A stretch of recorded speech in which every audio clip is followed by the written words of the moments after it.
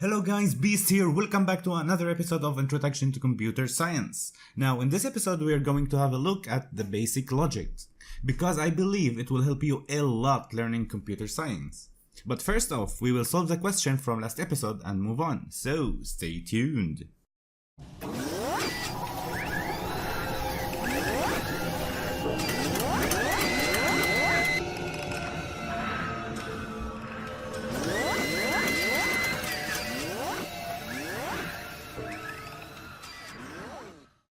So this was the question from last episode.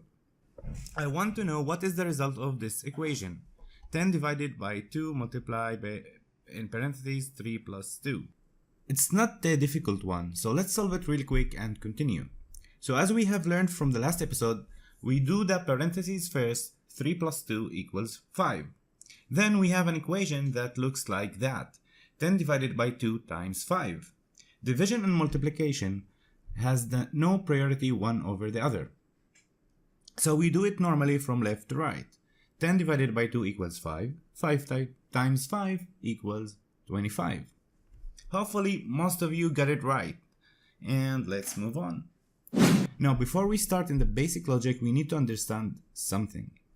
Each sentence that has a claim, it is called proposition. In other words, if a sentence has a true or false value, it is called proposition. For instance, Barack Obama was the President of the United States in 2015. This sentence can be either true or false, which makes it a proposition. In the decimal scale, for example, 10 plus 12 equals 15. This could be either true or false, which makes it proposition as well. Doesn't matter if it is true or not, but it is still a proposition. On the other hand, if I say, what time is it? There is no true or false. Or if I say 3 times 2 plus 5, there is no claim in here. So these are not propositions. Now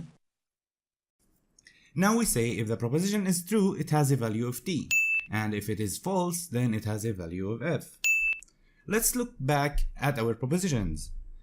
Barack Obama was in fact the President of the United States of America, which means this proposition has a value of t.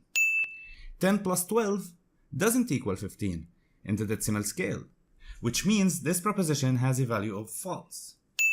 One last thing before we go on, each proposition has one value exactly. It can be either t or f, but can't be both or neither. Now each proposition we can give it a letter in order to make it easier for us to understand. For example, 10 plus 12 equals 15. Let's put it as P. In this case, P equals F. Now let's talk about links to see why letters make it easier. There is negation link, which we use this sign for it. Of course, there are multiple signs we can use for the negation link, but for now I'm going to be using this one. Basically, this link negates the proposition. This is the table you can see. P and not P.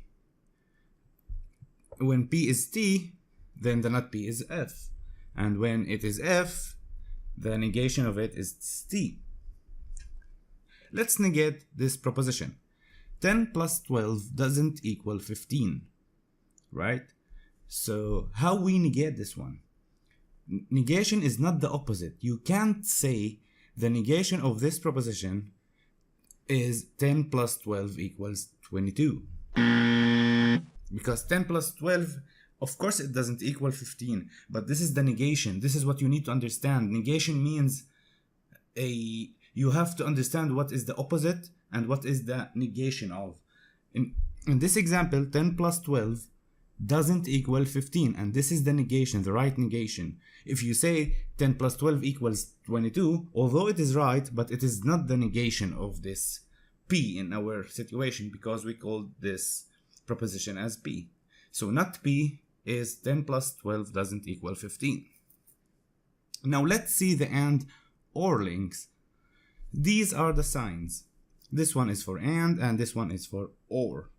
The or link means we only need one to be true in order for the whole thing to be true.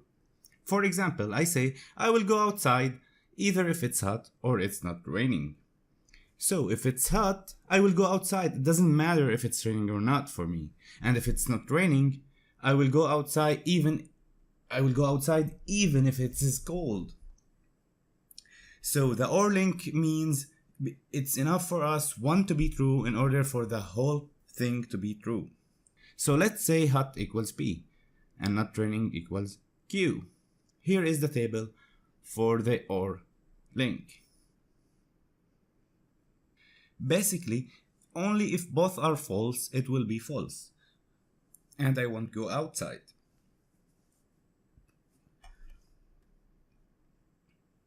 Now, the AND link, I need both of them to be true in order to be true.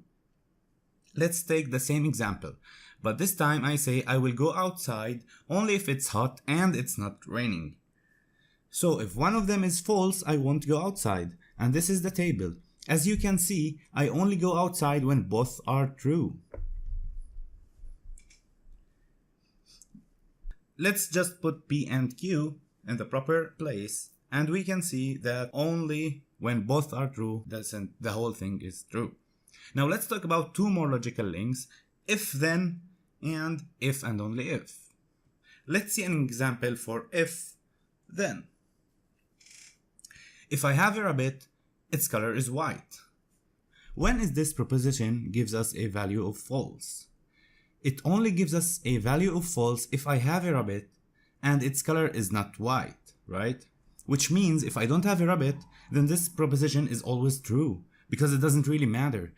It doesn't matter what color is the rabbit if I don't have it in the first place, right? So let's see table the truth for this one.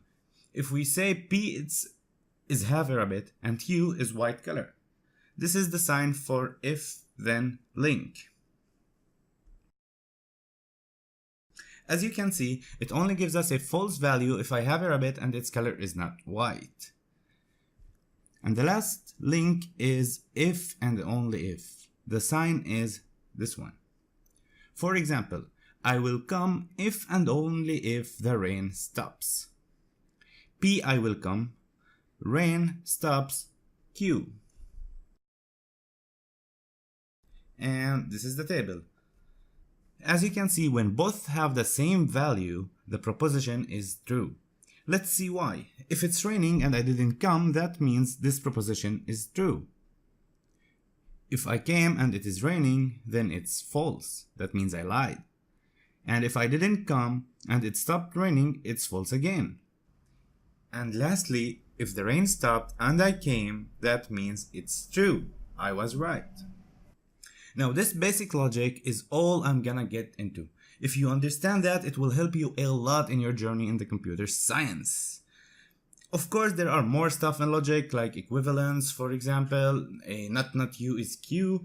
Not Q is actually you are negating the same thing twice, which you bring it back to its original state. In this, I think it's common sense. You maybe already know, like if minus minus 1 equals 1, it's kind of the same logic. If you negate something twice, it comes back to its original state. If I say I am not coming, it means I am coming.